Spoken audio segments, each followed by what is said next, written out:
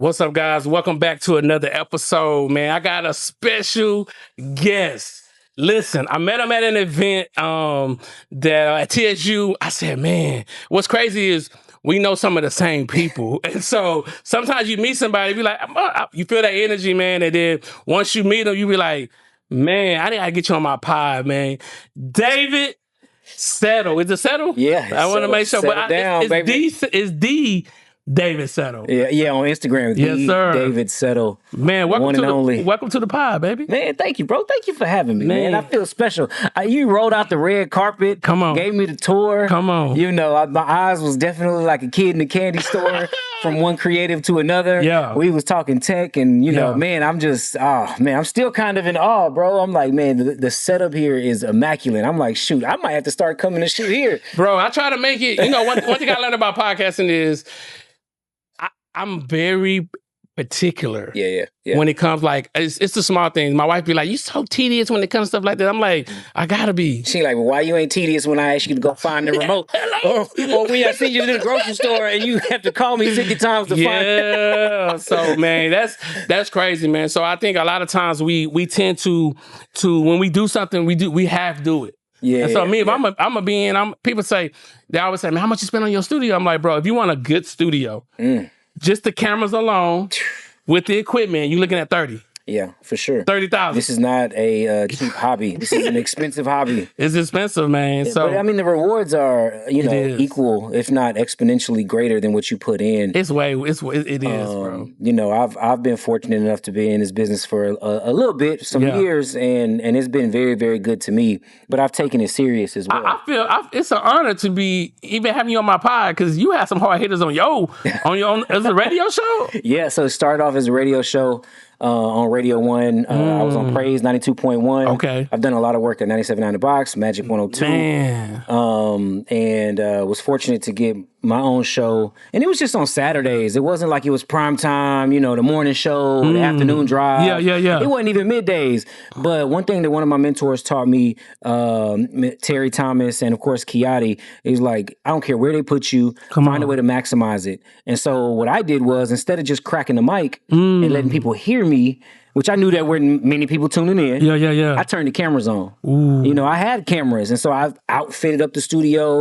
I set it up to where the cameras were in the right spots. Yes. It was a lot of work. It was tedious. It was annoying at times because I had to get to the studio a couple hours before my guests. To prep. You know, and then I'm also thinking, you know, how to make the show engaging. That's but good. I didn't have nobody to come up there with me to check the frame, to make sure we were staying in autofocus. You can hit record. So I'm talking, but I'm also looking at the camera and making sure that red light's still on. Yeah.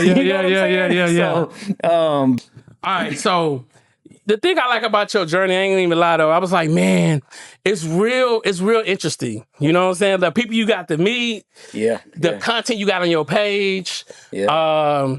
So I want to know what's up with putting the mic, and I look at little stuff like this, putting the microphone on the hat. Oh, yeah. I wear a lot of T-shirts, man. Okay. And I don't bring out the mics. I have, you know, like the Shores and the Rode mics. I got you. It's just that I do a lot of like on the site recording. So for me, it has to be super convenient. It has to be quick. And so you know how it is. In the studio, this is great because you can set it up once and it's there. Yeah. I was getting a little, it was just taking me too much time. So I'd bring out the DJI mics, and then, you know, I'd have to have a collar shirt on or whatever. A lot going on. I just clip that joint to the hat, and you know, you get the same. Actually, you get better audio quality because your chains aren't messing with them. Yeah. Or you know, so. I like that though. See, I pay attention to something like that. Yep. Most people don't look at that, but I'm a creator. Yeah. So when I see like this, that, like I'm like, okay, that's pretty interesting. You know what I'm saying? One of the hardest things what you feel like in radio is how do the people in radio stay in radio? Cause I see Matt had to move to 102. Yeah. He was on 97.9, so I was like, for decades. So I'm like, but I still hear him. I noticed his voice. Soon as I heard his voice, that's Matt Hatter. You know what I'm saying? So like, tell us about the what's the difference between the radio game and the podcast game? What you seeing the difference? I mean, it's really the only difference is audio and visual. Okay. But you got to realize too, people think that, oh, well, Spotify or podcast is going to, leave radio behind. Radio is reaches billions of people. It do. And you got to think too, it's like it's in rural areas. Some people in rural areas, that's how they get their news. That's how they get, their updates and stay in touch with things. And then of course in Houston, bro, we got like 4 million people plus. I know. Don't quote me on that. It's like 7. Everybody got a car. Around, yeah. Everybody got a car. Everybody. And so everybody's tuning into their favorite radio station. I see the stats. Radio's reaching millions of people easily on a daily basis, which is why advertisers still spend millions of dollars on ads to reach those particular demographics. But yeah, radio's still alive and well. And doing big numbers. As long as, dude, we are in the attention economy. Yes, we are. If you can get people's attention, even if it's for a split second, come on, that is worth millions. Man. And so what is some of your pet peeves when you see with podcasting? What's some of your pet peeves? Okay, I got several. Yeah, I was gonna say, where should we start? Let's start from the creative side. Okay. All right. Man, lack of quality. Now, I'm not telling you that everybody ain't going to be out there super polished, super professional and perfect. I'm not telling you it has to be perfect. But what I am saying... Okay. But what I am saying is at least show me that you care with what you got. Right? Like if all you have is an iPhone, I'm not going to tell you, my advice to you isn't going to be, okay, go spend $1,000 on some kind of camera that you don't know how to work. No, pull your iPhone out and start shooting. I love it. But at least like learn angles, learn composition, learn how to use your iPhone camera. You feel me? That's true. So there's certain techniques. Or just come holler at you, bro, because your prices are, dog. Well, you can record 4 episodes for less than a car note. Hey, less than a car note. You feel me? So if you're going to take this serious, you're going to have to invest something. Yeah. So, of course, the visual appeal. Second, bro, public speaking is an art form. It is. Now, I'm not telling you have to be the most articulate person in the world. I certainly am not. But what I do is I've practiced speaking, right? Yes. I was in theater in high school. I was on the air. Like I've talked for a living. I've talked on stages. And one thing I do is I practice. People think you could just get behind the mic and just start running your mouth. Right? The people who do that well are the people who have practiced it. That's true. Right? So if you're going to be in this game where you have your voice as a tool, you better perfect that tool and perfect that craft. And there's so many different resources out there from Toastmasters International. There's speaking academies. There's communication schools. So much out there to become a more proficient communicator.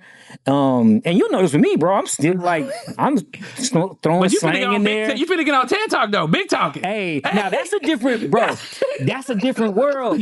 Come on, that TED Talk is different. Listen, I've been on stages where they've paid me thousands and thousands of dollars to speak in front of thousands of people. I've been on stages where I'm talking to hundreds of people. And usually, and people don't know this, I used to be a youth pastor for many years, right? Wow. So I was speaking every week, going across the globe, spreading the gospel. And so I've always used my mouth and used my words to communicate. TED Talk is different than what I do. I was always used to just, here's my points, and I'm going to just go off the cuff, right? I'm a freestyler. I know what I want to say. Yeah. I know who I'm talking to, and I'm going to just freestyle it, right? And that's gotten me very, very far. With TED and the TEDx audience, no. Like, they want a script. You got to submit your script. Yeah. They give you a speaking coach, and you work with that coach every week to memorize that script. Now, they do give you some leeway. You don't have to memorize it and recite it perfectly, but you and they it's a formula. And they encourage you to record yourself weekly. So like I'm recording myself. It's a different style of speaking than I'm accustomed to, but I'm up for the challenge, bro. So let me ask you a question. Do you think everybody should start a podcast, or everybody not worthy of a podcast? Don't hurt their feelings, though. Just what you think. No, I don't. I used to think so because it's just the most genius way to market yourself. It takes a lot of time. Now, if more people have access to you, then I would say yes. Because it's such a affordable resource. Why not, bro? Like, I would spend the money to come get 4 episodes here with the micro content that I could easily push out. Now it makes you look like an expert. That's true. And here's the reason why I started my podcast, right? I started my podcast even before I had the radio show. And the reason I started it is because there were people that I knew that had information that I wanted. And what I didn't want to do is I didn't want to go out there and be like, hey, like, can I pick your brain? Yeah. Like, ain't nobody trying to have their brain picked. So what I would do is I'd be like, hey, I've created this platform. We have X amount of listeners, viewers, subscribers, whatever the case may be. I'd love to invite you to come sit down with me because I got some questions. So it started off very selfish. Yeah. You know, I wanted free game, but it wasn't free. And so I learned some things along the way. But initially, the people that I had on my show were people that I wanted information from. So should everybody start a podcast? My answer is no. The reason why I say no is because, first of all, if you do start a podcast, two things. Have an offer in place before you get started. So people say, what you mean an offer? A t-shirt, a coffee mug. Something. Sell something, right? The problem is, and then go to places like Patreon and only give them 2 episodes if you recording 4. The other ones make them pay $5. Like I want you to start off monetized instead of waiting on YouTube to monetize you. It's another mindset though. Yeah, essentially what you're saying is, what's the purpose? What's the agenda? What's the goal? Are you just out here recording stuff to look cool? Like that ain't eventually you're gonna get burnt out. Quick. Because this ain't easy. I'm not making no money. I'm like, okay, well, let's do this. What's the strategy? What's the strategy? Let's do UGCs. Okay. You know, I tell people that too. They're like, what's that?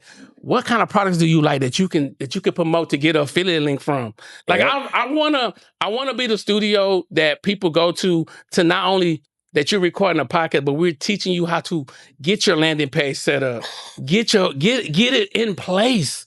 Because mine's in place, and everybody that come here, I teach them how to put it in place. I think I'm falling in love, yeah.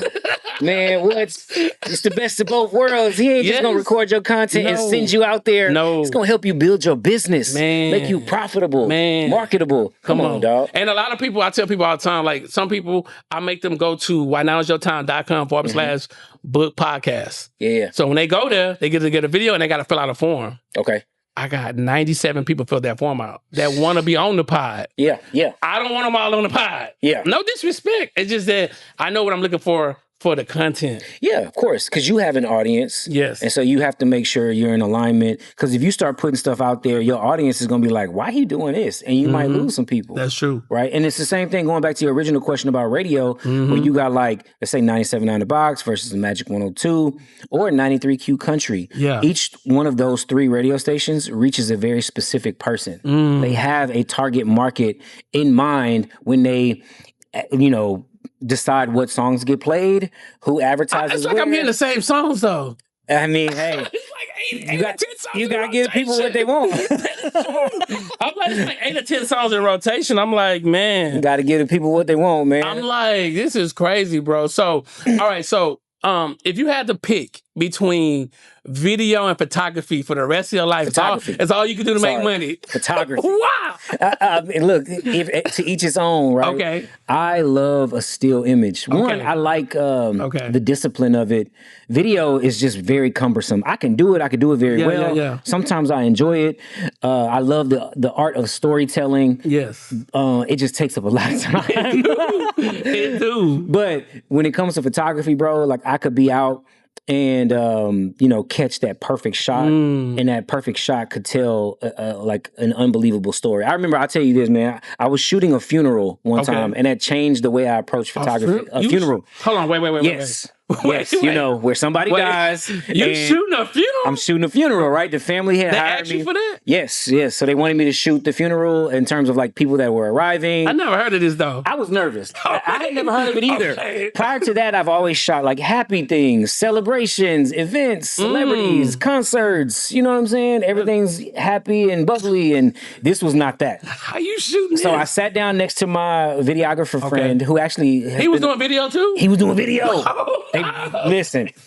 And it's different. This is a dude who I've always picked his brain. Okay. I credit him a lot for my skill set because I call him all the time. But anyway, he was shooting it with me. I sat down next to him. I expressed, I was like, hey, bro, I'm nervous. I was like, I told him what I just told you. I always shoot happy stuff. Yeah. What if I met, like, I don't know what to do. He leaned over to me. He said, hey, bro, just tell the story. Ooh. Tell the story. Through images. Through images, just tell the story. So whatever that is, whatever emotions that you're trying to capture, whatever you want the family to remember, at the end of this, tell that story. And I caught some of the most dynamic, emotional photos of my life from the husband of the deceased who was doing the eulogy. Can you imagine? He's the pastor and he's having to do the eulogy of his wife, and he's standing up at the pulpit and his wife's body is right there. And he's delivering the most encouraging message about Jesus and just hopefulness. And I'm like, how can he give that message, right? How? He just lost his wife. That's tough. And I'm catching like the kids in the audience holding each other and hugging each other, the support there, right?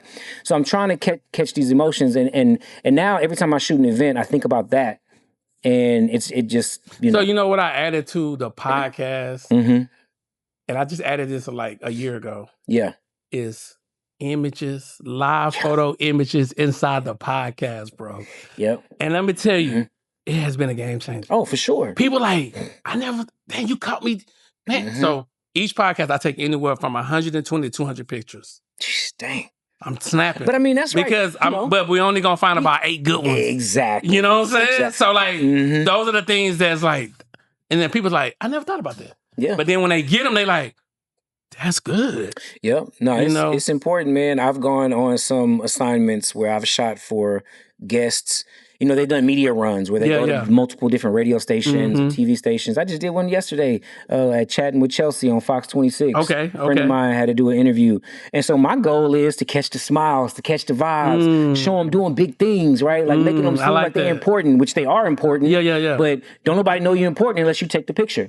So, but yeah, and like you said, I might have took like 700 photos, but only kept 50. You know, also too, what's your thoughts? Like radio stations are not that big though. No, they're not. And they're making a big impact. So like, so this my frame of thought when it comes to studios. I'm like, I only got an 1,800 square foot studio, but I'm making a big impact in a huge city. Yeah. All right. Yeah. And most people, once they find out where I'm at, they're like, oh, bro, you're in a good location. What? You know what I'm saying? And I didn't expect it to look like this in here. Right. Especially when they driving in the back of Sherwin-Williams. It's like on remember Tom and Jerry when they were going to the doghouse and it turned into like a whole castle. But I mean, but people also like that though. People like that grungy kind of urban feel when you walking up to a garage and you about to get to work, right? And then you come in and it's really all about how you maximize your space. That's true. You don't need a lot of space, bro. You don't need a lot of stuff to make an impact and to do some damage in this city, especially when it comes to content creation. If you know what you're doing, and you know your angles, and you know lighting, bro, you can make anything. Like I've shot most of my stuff in my living room, bro. Lighting is key. Man, what? Lighting and color grading. Yeah. I'm going to tell you right now, if you know how to color grade live, it took me about 2 years to master color grading. I'm sure you're still perfecting it. I'm still making stuff. And understand like, oh, well, okay, David, I can just select David's skin and I can fade the background out and I can get his skin perfectly with the same background. Like those things is a skill that you're going to make millions and millions I've always messed up the white balance. Because I mean, everywhere I go, I'm in nothing but like African-American spaces and the one white guy messed up the entire white balance for everything. So take us on this journey. So what made you want to get into radio? And like, what was that, what made you say, I'm going to get into this? Yeah. What was that moment? When did it hit? I mean, I don't know about radio, but media itself. Okay. Because I never was like, I want to get into radio. Gotcha. That kind of just happened. But in terms of media, I wanted to get into that because I saw the potential to make money, right? And not from media, but I was always an entrepreneur, and media was my way of promoting my businesses. You know what I'm saying? So sense. It was a marketing tool even before COVID. If you had a podcast or some sort of platform, I didn't have to wait for somebody else to co-sign me. Ooh, that's good. I could go out there and create my own platform and promote my businesses, promote my friends' businesses. And so that was my desire. And there's a something that comes along with the swag and the fame and things like that. Course. But if you learn how to leverage it correctly, right? Like for me, again, it was never about being famous or being cool. If I did get famous, it was because I wanted to leverage that fame. I like that. To draw attention towards another cause or another business. So which one more important, video or audio? Dang. It's tough. I don't know, bro. It's almost like you see it's like when you're attracted to a woman, like which one's more important, her looks or her intelligence? You know what I'm saying? Like I want both, bro. Yeah, I got you. I don't want no dumb fine girl. I ask that because a lot of times people be like, because there's a lot of people like, man, I don't want to be on podcast, or I just want to do audio. Yeah, you know what I'm saying? Yeah. It's like, I will say this though, man. I've got some videos that have done numbers with no audio because IG has either like turned the audio off and that video still got 1 million views because I had the captions. So, you know, at the end of the day, we're in a visual society. We are. I would say video, because you can put the captions, you can still tell the story through video. You go back to some of them old TV shows, you know, where they were, you know, silenced. I don't know what they called them, but they didn't have any words. Like Tom and Jerry. Tom and Jerry ain't never speak. Never. And we was watching it. We was watching. Entertaining. Man, what? So... Again, I'm not going to discredit audio. Okay. It's super, super important, super vital. But if I had to choose, you had to choose. I'm going with video. Ooh, that's deep. Yeah. I like that mindset though. So, all right. So, when it comes to being on video, okay, do you got to have some kind of aura about yourself, or do you have some kind of confidence, or can you just? I mean, what is it? Because a lot of times, I'm gonna tell you. Yeah. As of As of December of last year. I produced over 3,000 podcasts. Oh, so I know you've seen it all. So you could tell when somebody's like nervous. I get a chance to meet people and talk to them and see. Yeah. So by the end of this year, we're gonna be crossing over 4,500 shows that we done produced. You know what I'm saying? Y'all don't understand what he just said, man. This some big time, consistency right here, bro. But it's because of all you created systems. I created a system for the people, which makes it easy for you to push out content that quickly. Plus, I have personally done over 200 shows myself, and me and my wife got a podcast. Yeah, it's called One Marriage, Two Hustlers. Ha! So that's the name of the studio, OM2H. OM2H stands for One Marriage. Is that where you got? I ain't know that. One Marriage, Two Hustlers. I love it. Creative studio. So we did over 180 shows together. So like you gotta you can see like the consistency of just pounding a pavement and not giving up. So like for sure. When you looking at like the frame of everything, like.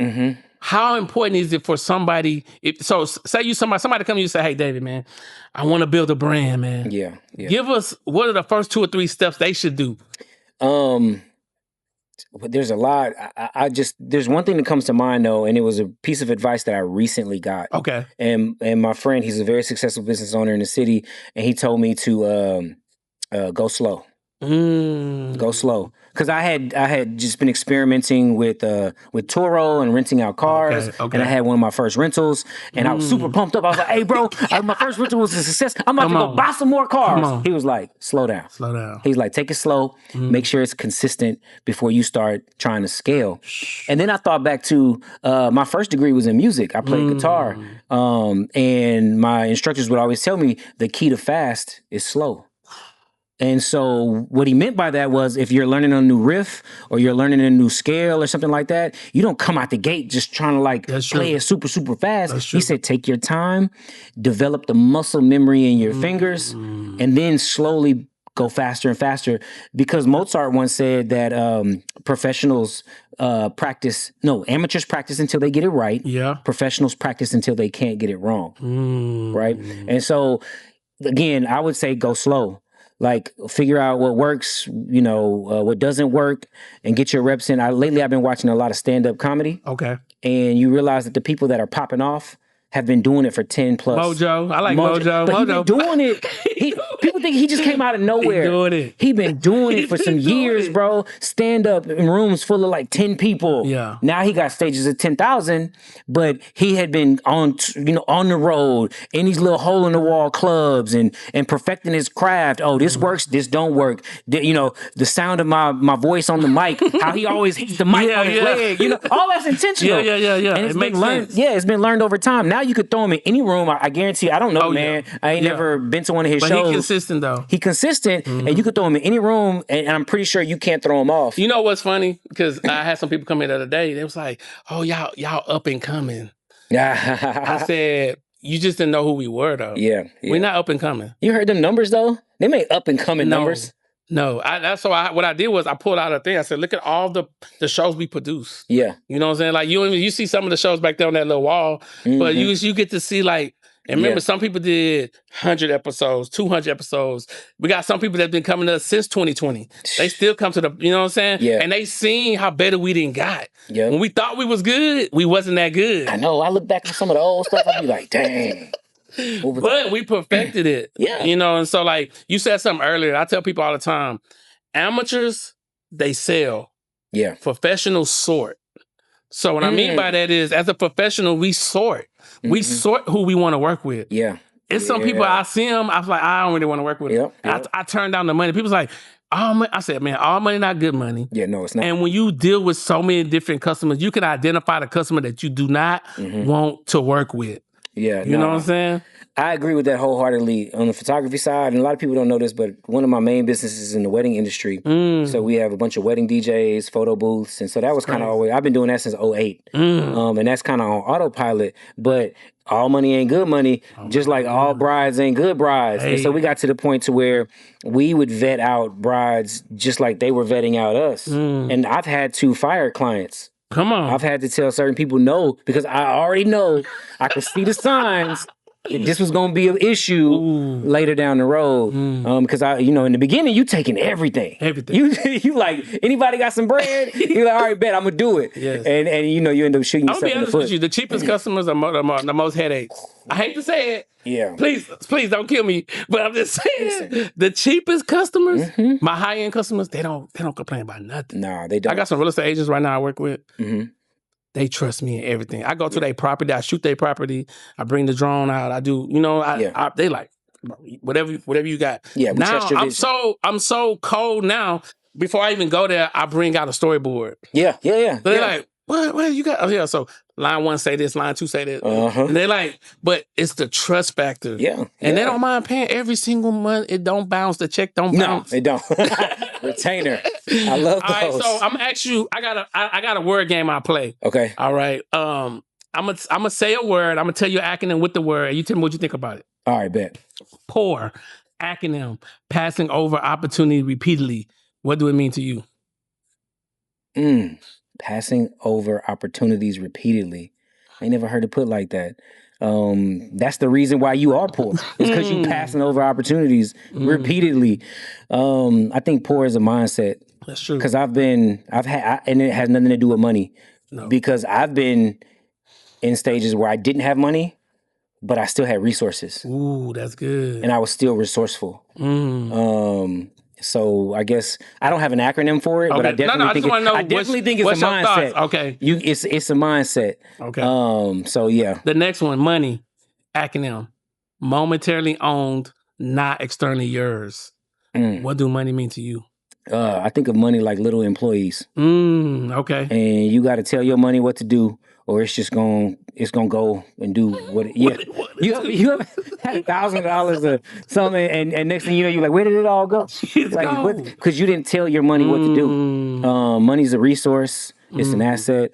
People say, that's why they say the love of money is the root of all evil. Money itself is not evil. No. It's the love of it. Yes. And money in the way I perceive it, it's just a tool to help me achieve whatever agenda, whatever mission I'm on. I like that. All right, here we go. Faith, acronym, for anything I trust him. What do faith mean to you? Faith is everything. It's everything. That has been my compass throughout my adult life, even current right now. Come on. I've been in rooms that I shouldn't been in. Come on. I'm currently trying to achieve things that I don't know how I'm going to get it done. You're getting it. My degrees can't get it. My connections can't get it. I certainly don't have the amount of money to pull it off. Come on. Yeah, man.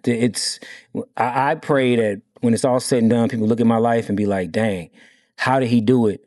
And then I'm able to point back to him and be like, it was all God. Ooh, that's good. Next one is denial. Acronym, don't even notice I am lying. Yeah, that's a scary one right there. You ever seen somebody believe they own like lies? Yes. You be like, dang, they don't even know they lying. Yeah.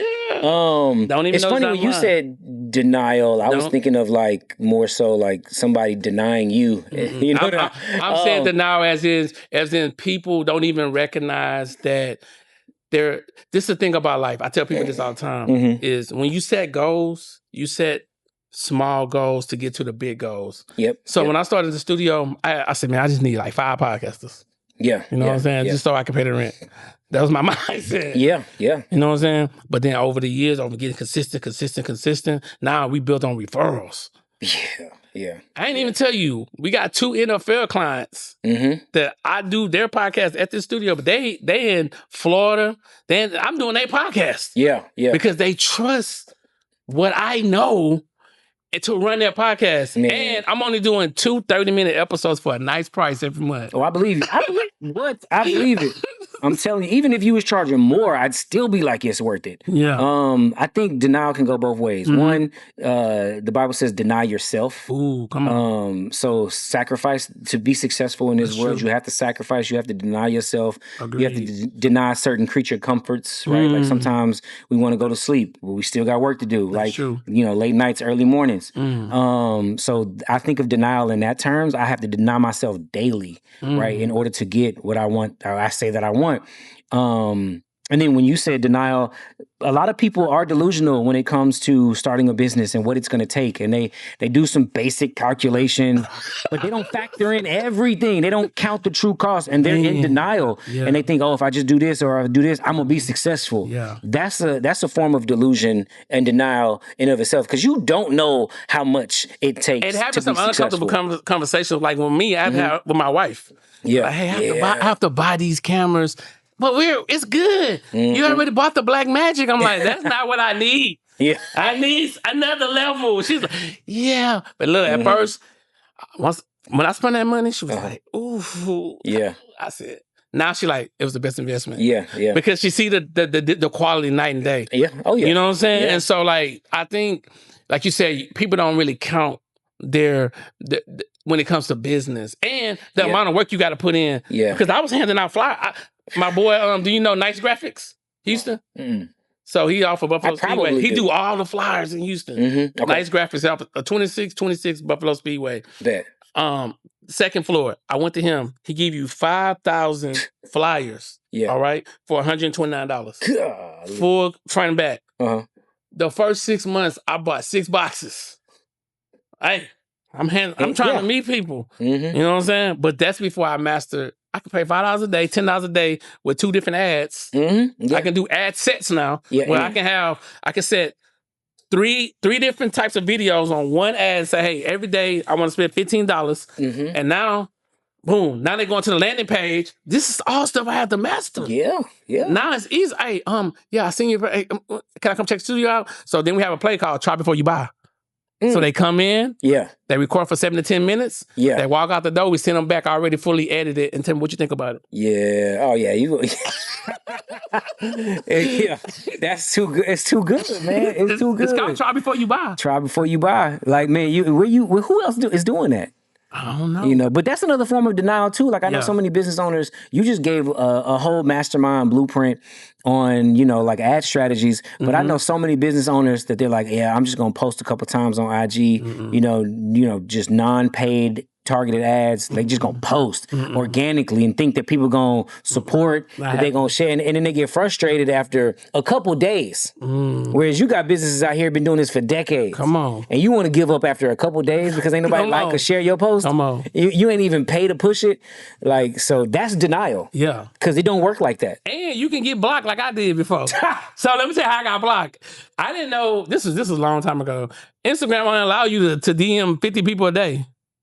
Really? Any more than 50 people, they gonna say, sir, you better stop. Yeah. And I'm like, still, you 3 days, you in Instagram prison. For 3 days, you can't pause, can't do nothing. They put you in timeout. They put me in timeout because their social media is not free. No, it's not. People's like, oh, I'm on social media. I said, bro, the thing about, and I got an ad lady I work with. I can call her anytime because I spend so much money on ads. Yeah. On Facebook. But Facebook ain't the same people. Yeah, of course. And she said, we don't let more than 1% see the post.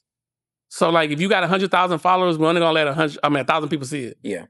So the other 99, you got to pay us to get the attraction. Yep. But that stuff, at first I'm like, man, like most people thinking, oh yeah, I'm gonna just post. Bro, they not even letting everybody see your stuff. Man, bro, like, so I told you I was in the wedding industry, and I've been doing this for a while, even like when Facebook first started. And it was a game changer for me when Facebook added newly engaged as a relationship status. Come on. Think about it. As a wedding professional, that is exactly who I want to talk to. I don't want to talk to the person who is married. Yeah. No, because they don't need my services. They're already married. They're not planning a wedding. You know, I don't want to talk to somebody who's just in a relationship. Yeah. Or I don't want to talk to somebody that's single. I want to talk directly to somebody who, because think about it, bro. For somebody to go on Facebook and select newly engaged, come on, like they happy. They looking looking for some stuff.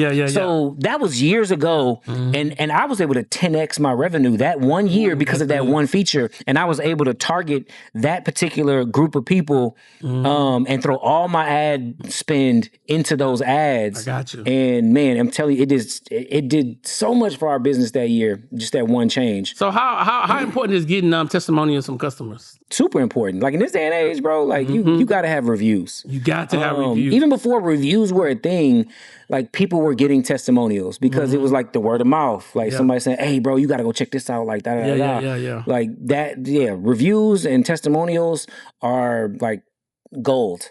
And I think that's important because when people want to give you the testimonials, at first I used to have to ask. Yeah. Now they're like, "Hey, bro, I need to say something about your studio." Yeah. I need to. So I'm like, those are so you know you're doing a great job. Oh, yeah. When other people want to already give, you ain't even got to ask. They're like, or somebody on the podcast say, "Hey, man, if you ain't here on Twitch Creative Studios, they just plugging you in." Bro, I ain't even saying nothing. Yeah. And I'm like, man, it's crazy though. Social proof, man. People need social proof. That's so I'm about to do a crossover. Yeah. Throw you an alley hoop. And I need you to ask me any questions because I don't want to be drilling you. Oh man! You got any questions you want to ask me? Yeah, we still got like another 20 minutes. Oh man! Any questions? So how do you prepare for an interview? I'm just curious. Like, is there a research pattern behind it? I go to social media. Yeah. I look at their posts, and that's pretty much it. I don't like a standard. Let me ask you these questions. Yeah. I want it to be free. Like right now, as you talking, I'm thinking, you know what I'm saying? Yeah, so, but at first, I used to have these are the 10 questions and I need to make, now it's like, I mean, I done did so many different podcasts. Like, I just get a feel off of like, let me get your vibe. Yeah. You know what I'm saying? Then I like to play a word game, stuff like that. So like, okay, I'm gonna keep going. Come on. Where are you from? Baytown, Texas. Baytown, okay, all right. Dirty baby. And now you in Houston. Yeah. When did you start the studio? 2020.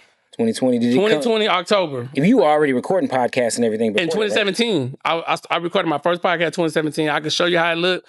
I'm not proud of it, but I am proud of it because I want people to see the beginning on how I started. So we started back in 2020, and then we started back in 2017. 2018, we let two people rent our house out. 2019 was here. We got into COVID. 2020, and I told my wife, I said, "Man, we need to start a studio." And she was like, "You sure?" I'm like, "Let's do it." She was like, I said, "But we're not just starting a content creation studio." Yeah. What's crazy is none of my friends seen the vision. Oh, what? They was like, "Oh, it's gonna be a recording studio like you do music?" I said, "No, a content creation studio." So this is my thing I tell people. When God give you a vision, don't share with nobody. Come on. Because he gave you the vision, not them. Yep. And so what happens is your vision will be implanted into negative minds. Yep. And with those negative minds, they will stop you from pursuing it. So now today they like, "Oh, bro, that's what you was saying. Oh, man." Then it's like, before I got to the LED screen, I'm like, I don't see studios in Houston that got an LED screen just for a podcast. You know, I see them. That's a nice touch, though. Yeah, you can change to anything you want to change it to. So, like, those are the things that I thought about. Now, my next move is like, okay, how do I create a studio I look at? Nobody in Houston got this studio. Is the Move Miami studio. Go to the Move Miami in Miami, man. They stuff different, bro. Really? Different. Okay, all they do is They got Mark Cuban going there, Shaq. Yeah. They doing celebrities. They ain't playing around. Okay. Oh yeah. But so now I really want to focus on 8K, 12K cameras. I want to get better. Yeah, So, yeah. I mean, all you're doing is you're putting yourself in a different category. You're making it harder for people to keep up. Yeah. You know, of course, people can still create dope content on 4K. But when you say you got 8K, it's like, okay, well, we got to go mess with him. Yeah. You know, our and it's something different. It's something you want to, you know, I don't like being stagnant. I want to push. I want to push the limit forward, and I welcome competition. I'm from the Michael Jordan era, so I'm not the LeBron. Everybody, my friend. Nah. I'm like, bro, if you got studio, I got studio. You better get better because I'm coming. I'm coming with everything I can come with, so that your studio better. You better make sure your stuff good. I mean, that's just man. Competitive nature. Not just competitive nature, but America, what's the word? Capitalism. Yeah. That's capitalism, right? Yeah. It's like, it's all based on competition. You get better, that forces other people to get better, or they fall off. You know, one or the other. Yeah. Okay, so I got two more questions. Come on. Scaling, like how are you attracting clients? I know now you're in a position to where you're getting a lot of referrals, but aside from referrals, create my own content. Yes. Okay. And then how are you converting those leads into customers? Like, okay, so what I do I want all the different buckets. Like, are you doing paid advertising? Are you doing? First thing I'm doing, I'm spending $5 to $10 a day. Okay. On an ad. Yep. Okay. I'm posting 3 to 5 pieces of content a week. That's organic stuff. But I want to see which one getting good reach, and I take that one and throw it on a paid advertisement. All right. Okay. Also, straight up, if I see somebody podcasting and don't look that good, I hit them in the inbox. Yes. Straight up. Hand-to-hand combat, Straight baby. up. That's what I want to hear. I hit them in the inbox and I say, hey, if you looking to upgrade your content, just come to my studio and try before you buy. Okay. How have you ever had anybody offended by that? Yes. Yes. Has anybody ever been offended initially, but then eventually converted? Like again, I'm gonna say this. You reach out to somebody and be like, hey, you want to upgrade your content. They take offense and be like, what you mean? My content good. And then eventually they be like, oh, you know what? I do want to come. Right now I got about 12 customers that did that. They my customers now. They resisted. Yeah. They was like, bro. They was in their feelings. I mean, what you mean? I said, it just don't look that good. I say, let's do this. You come to my studio. I let you record for 7 to 10 minutes. And let's compare what you getting from. And let's see. Yeah. So you don't gotta pay 7 to 10 minutes. Come on. And they come. When they come, I got them. I close them. Yeah. All these are questions. Okay, so let me just preface too. All these questions are assuming you do quality work. Just so you know, all these questions are assuming that whatever you do, whatever industry you in, if you a cook, your food tastes good. If you in content creation, you got quality work. If you an artist, you draw some dope stuff. Whatever it is, I'm assuming you got dope work, right? That we've already crossed that bridge. Yeah. How important are retainer clients to scaling your business? For $385, you got to sign a 3-month lease. Okay, so you're not just bet. So you got to do for 3 months, or you can go month to month for $485. So you pretty much locked in. Or you go month to month for $485. Okay, you can pay. That's fair. Oh, you can pay for one episode for $150. That's fair. Pick and choose. Okay, that's fair. Pick and choose. I like the packages. So I like and choose. Yes. So then I have flex plans. It's my high-end clients. Okay. It's my flex plans. So that, ain't no telling. I can charge $20,000, $30,000. I come to you, to your city. We set up. We get the venue. We record. We post. Yeah. Everything. Okay. I got 3 of those outside the city of Houston. And are you able to scale that, or is that just coming to? I'm getting them monetized on YouTube in 3 months. Hold on, say that again. I'm getting them monetized on YouTube in 3 months. But I'm saying, how are you attracting those clients, those flex plan clients? How are you? So what I do with those clients is I surface the web. Okay. And I say, okay, let me see this client. And then what I do is I pitch an offer to them. Yeah, so you'll see somebody doing some stuff that you're like, okay, I can do that for them. Yeah. Make it easy on them, and then you somehow try to engage with them, connect with them. Easy. And I hit them in the inbox and let's do a conversation. Dog, it's so easy these days. Let's do a conversation. There's no excuses, bro. There's no excuses. If you broke as you want to be. Yeah. You know what I'm saying? Because you're passing over opportunities repeatedly. That's it. So like a lot of times I hit them up and then boom. And then some people be like, hey man, I like what you got going on. And I just tell them I have an affordable flex plan. Yeah. So what's catchy is the affordable flex plan. Yeah. So they say, what's that about? I said, well, what's your price? Yeah. I let them tell me their price, and I see if it's feasible for me to do it. And then reverse engineer, like, okay, Yeah, so you say you got about 20 grand. This is what we could do within that price range. Yeah. No, that makes sense. Because especially when there's so much ambiguity with what we do. Yes. Like, I can do this, I can do that, Yeah. I can do this, I can do this, I can do that. It's hard to like pigeonhole I helped that. over 400 people build courses out in here. Really? Okay. I build digital courses. You building courses too? Yeah, I build digital courses. You know what I'm saying? I got the vibe board. You know what the vibe board is? Yep. I got the vibe board. They write on the vibe board, connect to the screen. We set up the cameras. Yeah. And they doing courses. You know what I'm saying? Because you do one course, that lives on the internet forever. And that can consistently bring in revenue. But my number one thing I'm doing in 2026 is helping people build communities. Yeah, there you go. With their own podcast. Yep. Helping them build a community. So you're not just producing the content. How are you helping them build community? Aside from creating content. I help them set up the landing page. Okay. Make sure that the CRM is good. Okay. All right. Are you using a Go High Level? I hate Go High Level. Okay. I'm a Kajabi user. All right, bet. Go ahead. My bad. That's a whole other conversation. I'm a Kajabi user, and I have over 400 people that pay for my affiliate link. I'll show you how much I'm bet. Kajabi. Yeah. Just keep going though. Keep going. So yeah, I'm a Kajabi user. So help them set up the landing page with the Kajabi. But then what I do is we stretch out a year-long content of what they need to be producing. All right. And then we set up. So it go like this: consistency, content, consultation, course. All right. Yep. So it's easy. This year I had about 68 people pay me $175 in the studio just to come talk to me. Just to talk to you. $175, 30 minutes. Yeah. Just come talk to me about their brand, just like that. Okay, so out of those many people, many conversations, what was the common thread or the common pain point that you saw that can really help somebody else out there? Is it like their target market? Is it Number one, people don't know how to market. Okay. Number two, people don't have a home on the internet. So I'm tell you what a home. A home on the internet is this. They don't have a .com name. Okay. Social media, we only rent in social media. That's it, yeah. So social media is rented property. All right? So when you go to Why Now Is Your Time on social media, you see that. But you go to whynowisyourtime.com. That's your spot. That's my spot. That's my house. What's up? Welcome to my website, baby. Say, listen, if you So websites are still important is what you're saying. It's the number one. Without having a website, you could get blocked on social media for posting something wrong. And what you gonna Somebody reporting you. But if I build my email list to over 109,000 people, you know what I'm saying?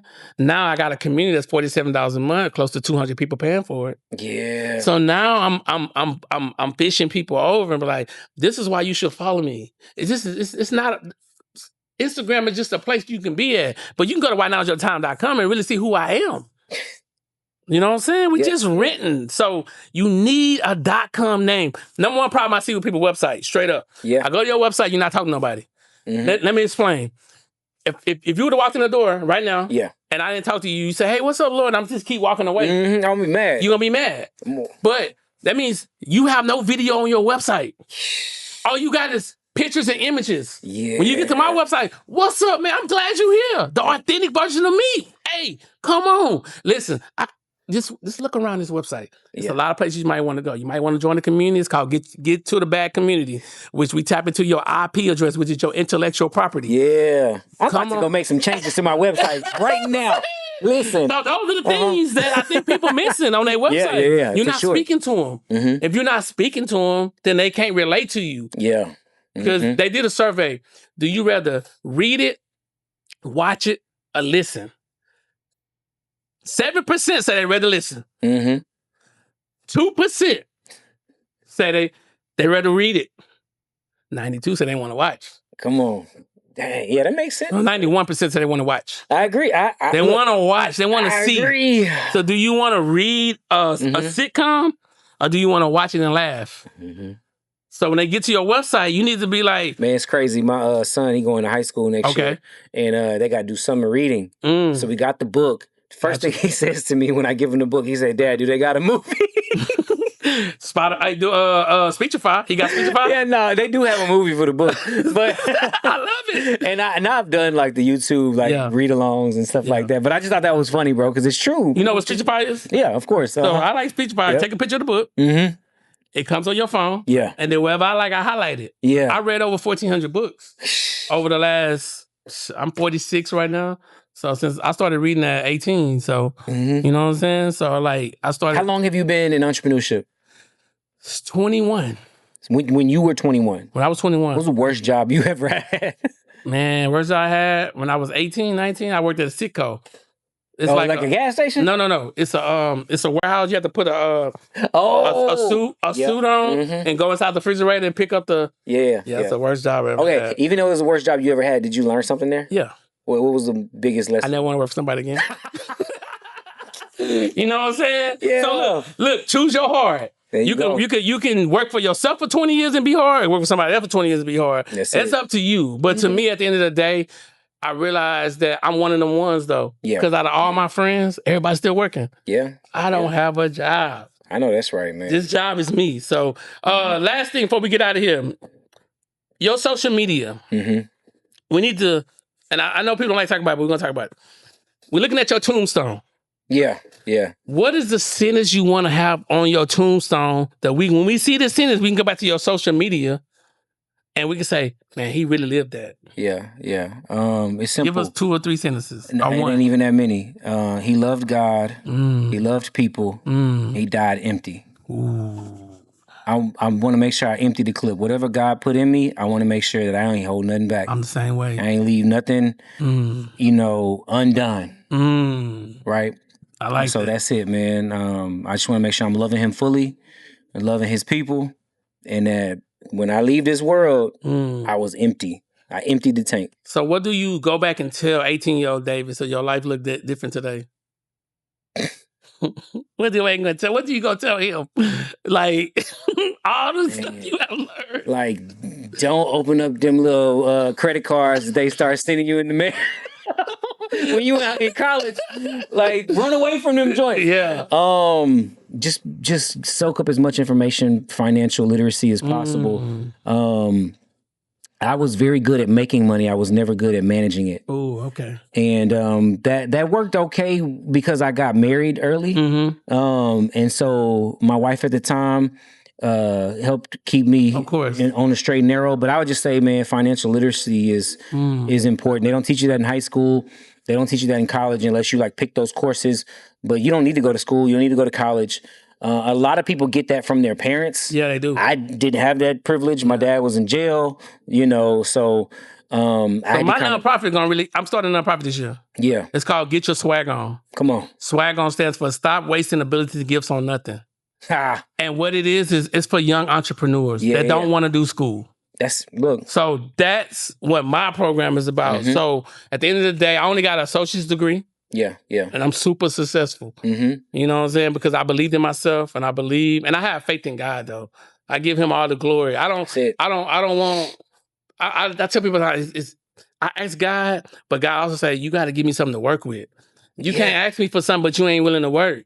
You got to go work, sir. Yeah. And so that's the mindset. And before we get out of here, I'm gonna ask you 3 different things and then we out. Okay. What's more important, passion or purpose? Purpose. Yeah, hands down. Like, there have been plenty of days when I haven't had any passion, but I had something to do. And my purpose don't determine whether or not I'm passionate or not. Gotcha. I'm not always passionate about being a father, but them kids got to eat. They got to eat. You know what I'm saying? So, there's a lot of things that I'm not passion comes and goes, bro. Okay. But your purpose is what you were put on this earth to do. Matter of fact, I go back, whatever it was I was telling that 18-year-old self, find out what your purpose is. I love it. Find out what that is, because when you know, like, that is what carries you in those dark times when people don't believe in you, when your money acting funny, like you still stay true to the vision, right? Because you know that this is it. Money or motivation? Which one more important? Money. Okay. Like, no, straight up. Like, it sounds vain.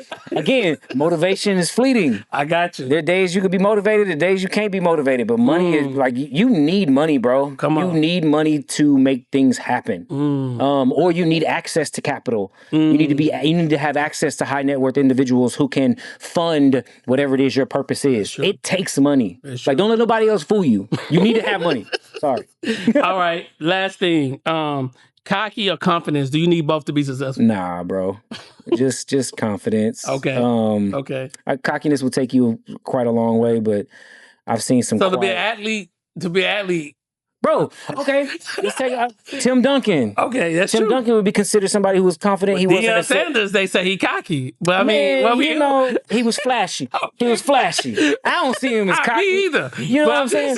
I think cocky is the absence of ability. Okay, I like that. There are people who are cocky because they don't have what it takes to back it up. Now, when you see somebody who's flashy, they misinterpret that as cockiness, but it's just like, bro, he's confident. And he has the right to be confident. That's true. He worked hard. That's true. You know what I'm saying? That's true. So, yeah, like, I don't know. Yeah, confidence all day. All right, last thing. Look into that camera right there and let the people know, man, what you got going on and how can you impact their life personally if they connect with you? Man, what's up, y'all? This is Dave Settle. You can find me on Instagram at the David Settle, like settle down. And currently I got a lot of things, a lot of rods in the fire. One of the biggest things that I'm super excited about, I would love for you to join me at my first TEDx talk here in 3rd Ward on June the 14th. You can go to my Instagram. You can find information about tickets. There's so many other people speaking that day as well, not just myself. I go on right before Matthew Knowles, Beyonce's dad. I told him, I was like, y'all better not put me on after him. But anyway, I'm really looking forward to that talk. Yeah. I've written several books. I have an app that my partners and I are developing right now. Okay. That's getting ready to hit the market. That's going to change the game. You know, it's like Uber meets Airbnb, Turo, but for photographers and videographers. So I got to show you something too. Yeah, man. I got a podcast app I'm working on.